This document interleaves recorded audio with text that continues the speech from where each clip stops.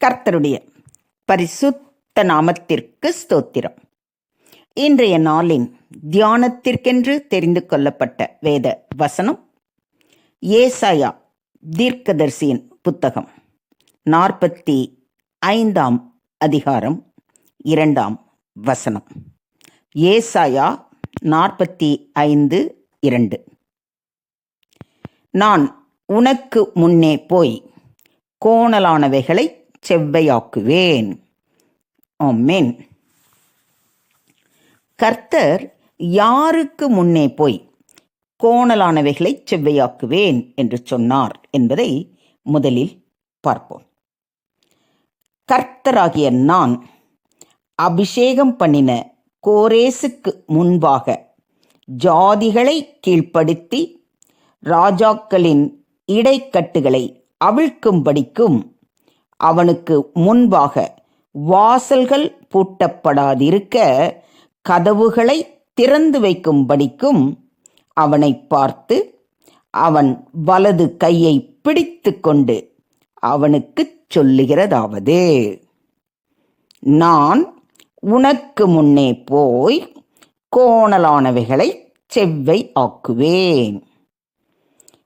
உன்னை பெயர் சொல்லி அழைக்கிற இஸ்ரவேலின் தேவனாகிய கர்த்தர் நானே என்று நீ அறியும்படிக்கு வெண்கலக் கதவுகளை உடைத்து இருப்பு தாழ்பாள்களை முறித்து அந்தகாரத்தில் இருக்கிற பொக்கிஷங்களையும் ஒளிப்பிடத்தில் இருக்கிற புதையல்களையும் உனக்கு கொடுப்பேன். நான் என் தாசனாகிய யாக்கோபின் நிமித்தமும் நான் தெரிந்து கொண்ட இஸ்ரவேலின் நிமித்தமும் நான் உன்னை பெயர் சொல்லி அழைத்து நீ என்னை அறியாதிருந்தும் உனக்கு நாமம் தரித்தேன். எவ்வளோ அழகா சொல்லியிருக்கிறார் பாருங்க.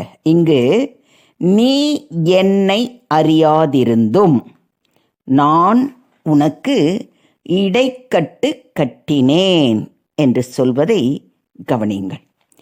தேவன் ஏன் கோரேசை தெரிந்தெடுத்தார் என்பதை குறித்து வேதத்தில் ஆராயும் பொழுது, பெர்சியா நாட்டை ஆண்ட மன்னன், அன்றைய பெர்சியா இன்றைய ஈரான், கோரேசு மகா பெர்சிய பேரரசின் முதல் ஆட்சியாளராக, அதாவது மன்னராக இருந்தார் என்பதை நாம் புரிந்து கொள்கிறோம். அவர் மிக நன்னடத்தை கொண்ட ஆட்சியாளராகவும் பலமுறை அவர் ஆளும் மக்கள் அவரை மதித்து வரவேற்றதாக வரலாற்றில் குறிப்பிடப்பட்டு இருக்கிறது. இவர் பெர்சிய மன்னராக இருந்தபொழுது யூதர்கள் பாபிலோனில் அடிமைகளாக இருந்தனர். கோரேசு மகா பாபிலோனை வென்ற பிறகு யூதர்களை விடுவித்து அவர்களுக்கு தங்கள் சொந்த தேசத்திற்கு திரும்ப அனுமதி அளித்தார்.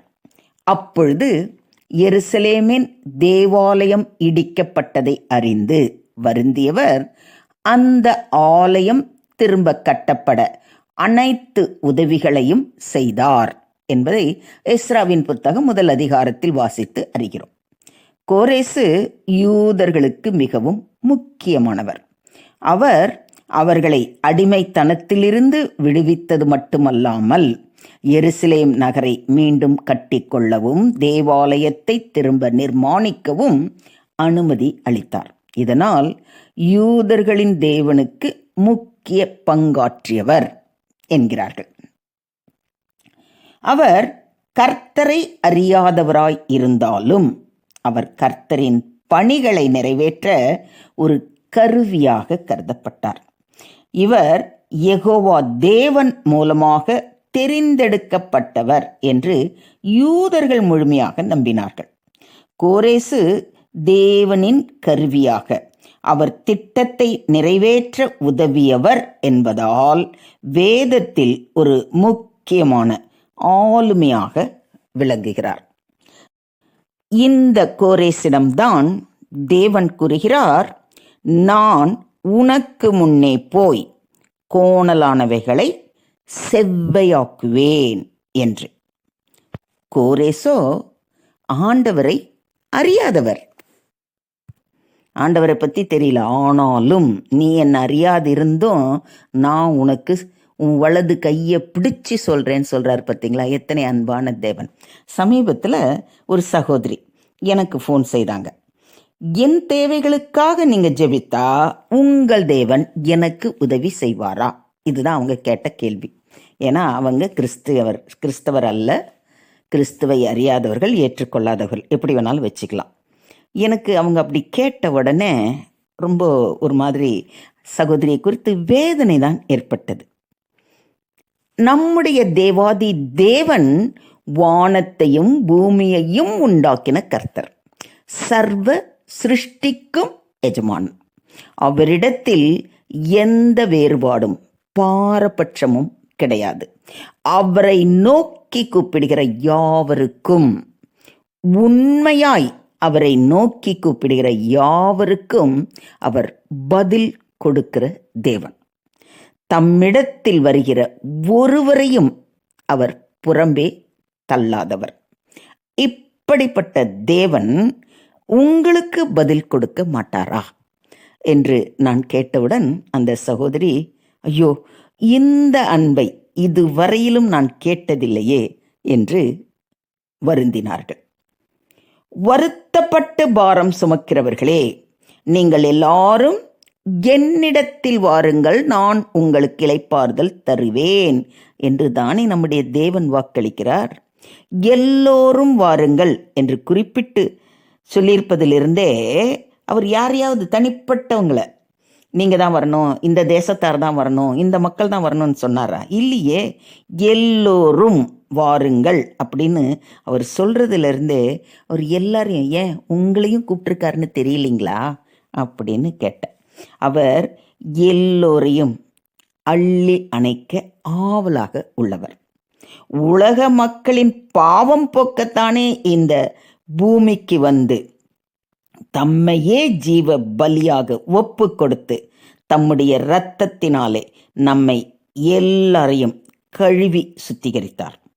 கோரேசு போல நீங்கள் தேவனை அறியாதவர்களாய் இருந்தாலும் தேவ ஜனங்கள் மீது கரிசனை உள்ளவர்களாய் அவர்களுக்கு தேவையான உதவிகளை செய்யும் பொழுது தேவன் உங்கள் மீது தம் அன்பை பொழிவார். அதோடு அவருடைய நாம மகிமைக்கு உங்களை ஒரு கருவியாக பயன்படுத்துவார். இதை அந்த சகோதரி ஒத்துக்கிட்டாங்க. நீங்கள் இப்படி ஒத்துக்கிறீங்களா இல்லையா? உங்களுடைய விசுவாசம் என்ன சொல்லுது? கொஞ்சம் யோசிச்சு பாருங்க. இதோ நான் உங்கள் பட்சத்தில் இருந்து உங்களை கண்ணோக்குவேன்.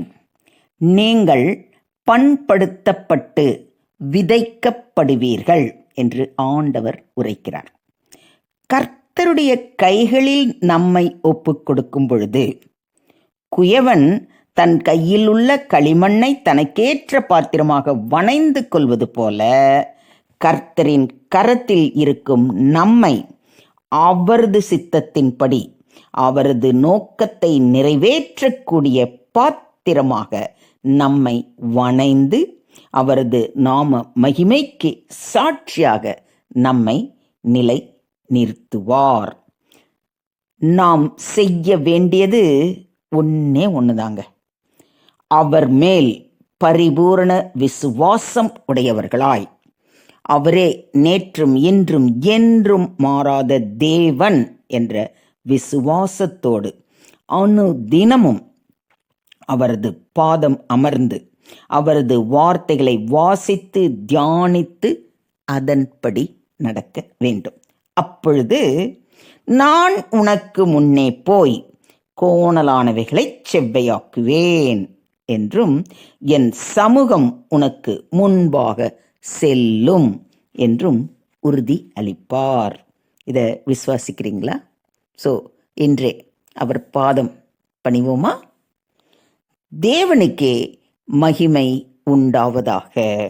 ஆமேன், ஆமேன், ஆமென்.